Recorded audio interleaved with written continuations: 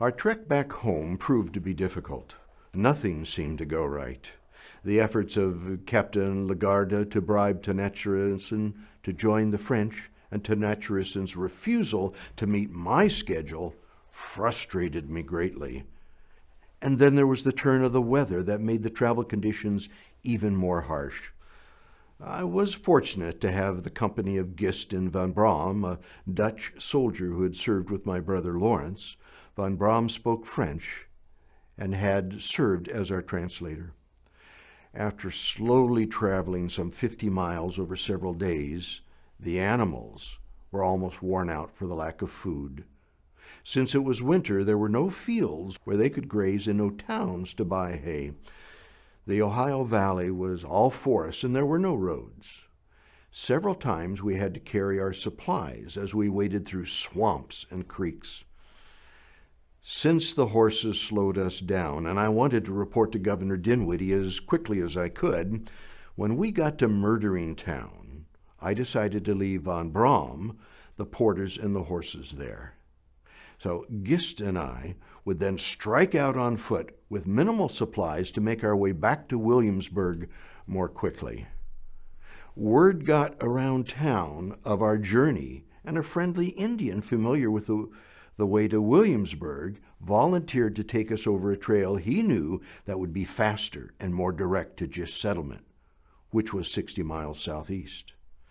Because the snow was deep and had a crusty layer of ice on top of it, we were focusing on trudging through the drifts safely and did not notice that we were heading to the northeast and not to the southeast, as our Indian guide said. When Gist began to notice this, he alerted me, but I dismissed his concern and suggested that nothing in the forest was in a straight line.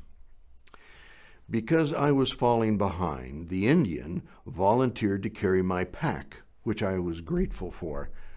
But when he offered to carry my rifle as well, I declined, and I too became wary. Gist questioned him about the direction he was taking, and he cordially indicated that his cabin was a little bit north and he wanted to pick up some supplies. However, that did not settle our uneasiness, and we cautiously followed him. He entered into a clearing ahead of us, and when Gist and I entered it, 15 paces behind him, he wheeled around, leveled his rifle at us, and shot. Miraculously, he missed us both, and we were able to run up, grab him, take his musket before he could reload. Gist drew out his knife and wanted to kill him right there, but I insisted no, that we let him go, because it would not be the honorable thing to do. We let him go, and he immediately ran north. We were afraid that he would gather a war party and hunt us down, so we hiked throughout the day and night to make sure we were clear of any pursuit. Our goal was to get across the Allegheny River. However, early in the morning when we got to the banks of the Allegheny River, we were surprised and alarmed. Despite the winter cold, the river had not totally frozen over, and we could go no further. We knew that anybody pursuing us now could easily capture us or kill us. Although we were exhausted, we immediately began building a crude raft using one small hatchet to cut the smaller tree trunks and lash them together with wild grapevines. After we built the raft, we carefully pushed off from the shore into the rapidly moving water that was crowded with an ice flow. Some of the ice chunks were even larger than our small, clumsily made raft. We had also cut 2 long poles that we used to steer the raft and to push off the chunks of ice that either threatened to run over us or crush us. Well, the swift current was too much for us, and when one large chunk of ice pushed our raft down into the icy water, I fell over into the river. I managed to grab a hold of the raft, and Gist pulled me back onto the raft. We tried to maneuver our raft to shore with only one remaining pole, but we could not, and we were then swept downriver. Just as we were giving up hope of surviving this ice flow, we saw a narrow island, and we took the opportunity to jump off of the raft and swim to the island. Our clothes were soaked to the skin, and we could feel the freezing cold begin to sap away our energy. Fortunately, Gist was able to get a fire going. We were able to get warm and began to dry our clothes the best we could. As we huddled around the fire and watched the river and ice flow on either side of the island, we had no idea how we were going to get off the island, since we had lost most of our supplies. We had a fitful sleep, and the next morning we were once again surprised. The river had frozen over, and we were able to walk across the ice to the opposite shore. Gist was able to do all of these things despite having suffered frostbite in his fingers and his toes. If it was not for Gist's effort on my behalf, I don't think I'd be here to share this story. Major Washington proved himself to be a capable frontiersman on the journey to Fort LeBoeuf.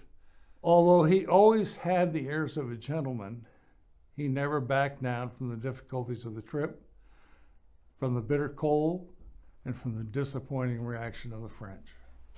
That winter, I learned to admire the Major's strong will and clear thinking. By the end of our trek, I knew him to be much, much more than just a gentleman soldier. He showed me that he had the qualities to be a real leader of men. He never avoided his duty, never avoided danger, was always fixed on the mission.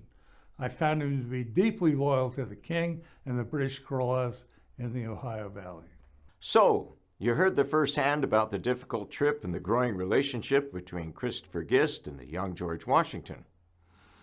The important things to note about Washington as a young man touch us on both a historical and a personal level.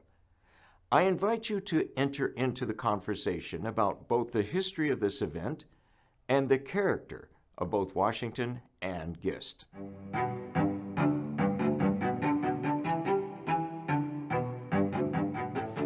Young George Washington admired his older brother Lawrence, who served as his father figure after the death of his own father.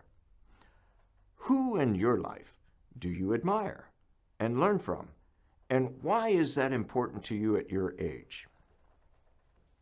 Washington wanted to prove himself with the mission to Fort LeBoeuf, despite his lack of experience in the dangers of the Ohio Valley. What are some of the good things and the risk associated with trying to prove yourself? Christopher Gist had a lot of experience in the Ohio Valley frontier and was glad to serve on the expedition. What special skills do you have that could be of use to others in your family, your school, or your community?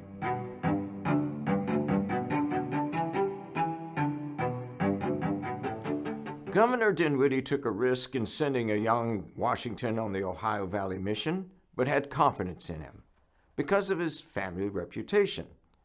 Is that a good criterion for making choices even today? What are the upsides and downsides to such decision-making? The disputed Ohio Valley, and more broadly the Louisiana Territory, was important to the British ability to conquer the frontier westward, and the struggle essentially resulted in the French and Indian War. Had the British not ultimately prevailed in this war, how might the U.S. look differently today? Christopher Gist essentially took young Washington under his wings during the Ohio Valley trek. Where are the opportunities for us to do the same thing today with those that we know, and why does it matter?